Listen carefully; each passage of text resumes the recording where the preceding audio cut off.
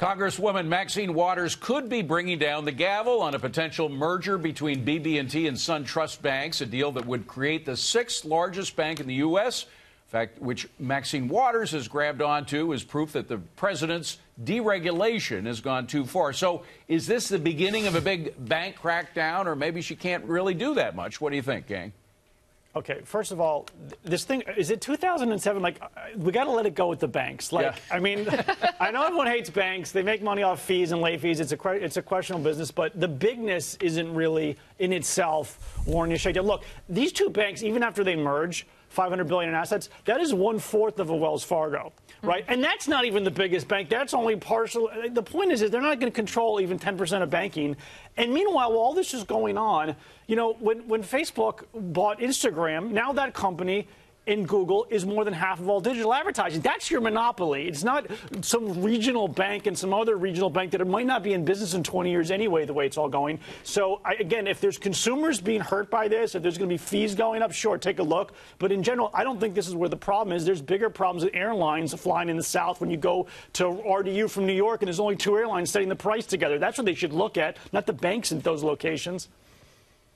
Well, you know, this is part of a bigger theme that I think you're going to see coming in that the left is going to want to get in there and break up any set of companies that they deem too big. But here's the irony. In the history of business in the United States, even companies that were monopolies like Standard Oil never had a negative impact. Standard Oil brought low prices, and eventually they were nibbled away by competitors way before the government broke them up. AT&T would have been destroyed by wireless anyway. Can you believe at some point we were worried about Time Warner merging with AOL? I mean, it's ludicrous now. So these politics, I understand why Maxine Waters is doing this. It gets her headlines. It moves AOC from the front page for about 30 seconds. But, you know, it just doesn't make any business sense why they're doing this, to Jonas's point. Well, I mean, look, there is a larger question, which I'm sure we could revisit, and was a much longer discussion about whether antitrust legislation in general in the 20th century was a good or a bad thing for the consumer and for pricing.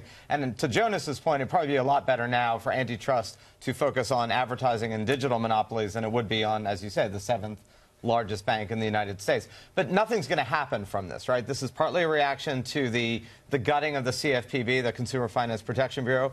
Whether you hate it or not, that's the reality. So they're thinking, you know, who's going to stand up for lending standards to small businesses, lending standards to consumers? And they're simply going to hammer the leadership of both of these institutions and say, look, you better not tighten your lending standards. This better not be anti-competitive. And that's all that's going to happen. So, I mean, you know, it's all a bit of theater. It's a bit of staking a moral ground, but nothing's going to happen in terms of the actual merger. Yeah, I totally agree with my colleagues. I mean, this is about exacting a pound of flesh, you know, for every M&A, especially for people who are running for president in 2020. So, you know, if you wanted to do a big M&A deal in the next year, you should be careful because you're going to have Warren and others who are trying to cuckoo each other on all of these deals. I mean, she came right behind Maxine Waters and issued a statement saying it's important that. I think it's important to note that Maxine Waters did, you know, blame this on the deregulation when in fact that we know that the consolidation in the banking industry is actually a reaction to Dodd-Frank. And because, I mean, talk to Senator Tom Cotton in Arkansas.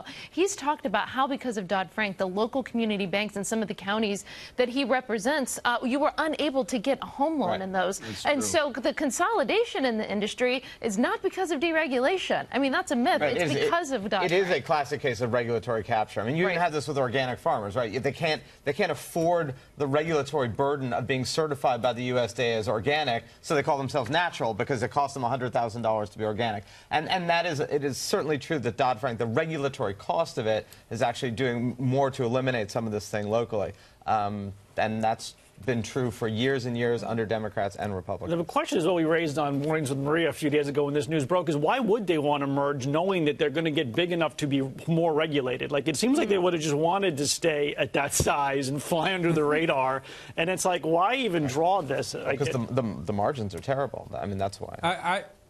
I want to get back to Zach's point, though. You said maybe there should be antitrust regulation, if you will, in the online advertising. I think that's kind of implying. You know, again, that's another area I'm not worried about. It'd be like 50 years ago saying if the billboard manufacturers got together, you say, boy, we ought to crack down on that. There's only one or two of them out there, and they're taking up all that highway space. There will be some technology that replaces this. Just like everyone was worried that Netscape would dominate the browser and they were a monopoly, and then Microsoft came along. Competition takes care of these monopolies a lot quicker and more efficient than the government does. Good stuff, Gary. Thank you very much.